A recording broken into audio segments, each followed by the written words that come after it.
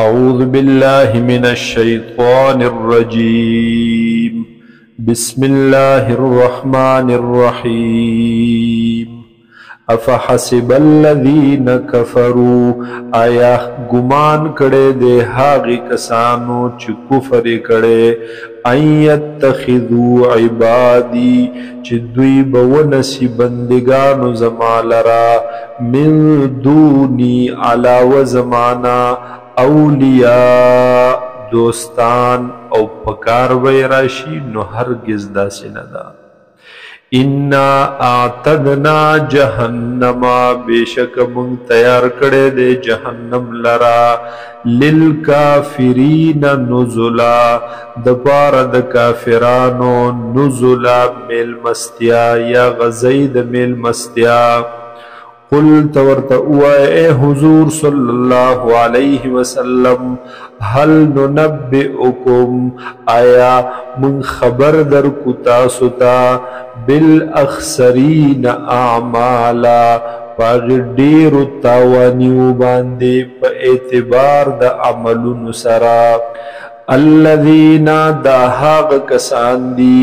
ظل سعیهم چه ضائع شوه دے کوشش د دوی فی الحیات الدنیا پا جوند دنیا کی وهم یحسبون پا داس حال کی چه دوی گمان کوي انهم یحسنون صنعا چه بیشک دوی خکوی پا اعتبار دا عمل سرا یعنی دوی خلی عملون کوي.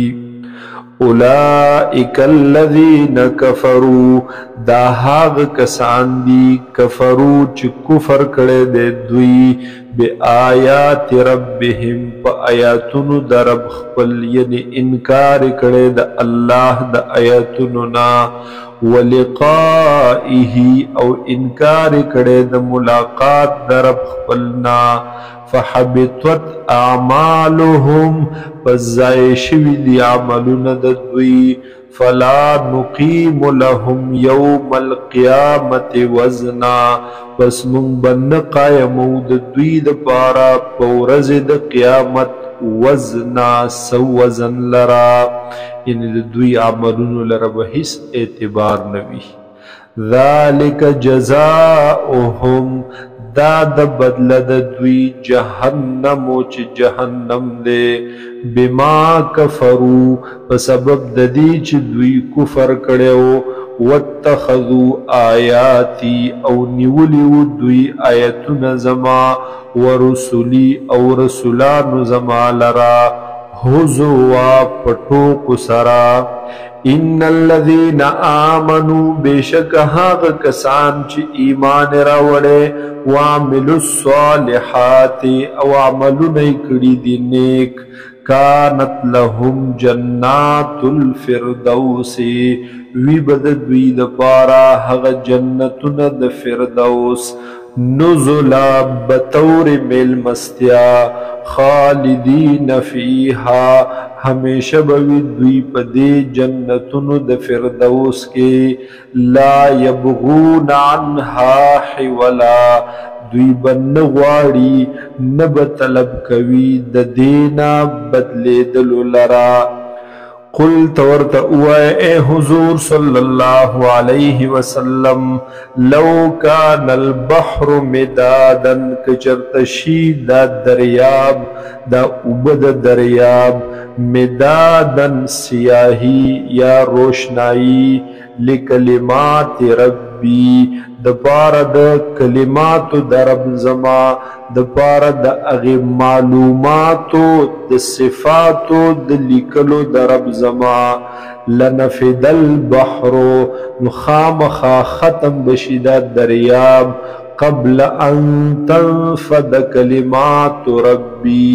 مخکد ختم دلو داغی کلماتو دا رب زمانا. ولو جئنا بمثله مددا اگر چراوڑو من پا مثل دغی دریاب مددا نور سیاہی لرا. قل تورتا اوائے اے حضور صلی اللہ علیہ وسلم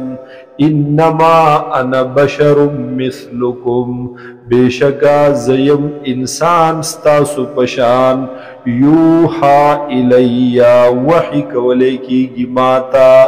انما الہکم الہ واحد چھ بیشکا معبود ستاسو معبود یک یو دے فمن کان یرجو لقاء ربه پس هاغ سوک چی امید ساتی د ملاقات در رب خپل فلیعمل عملا صالحا نو پس عمل دی کوي دے عمل نیک عمل صالحا ولا يشرك بعبادت ربه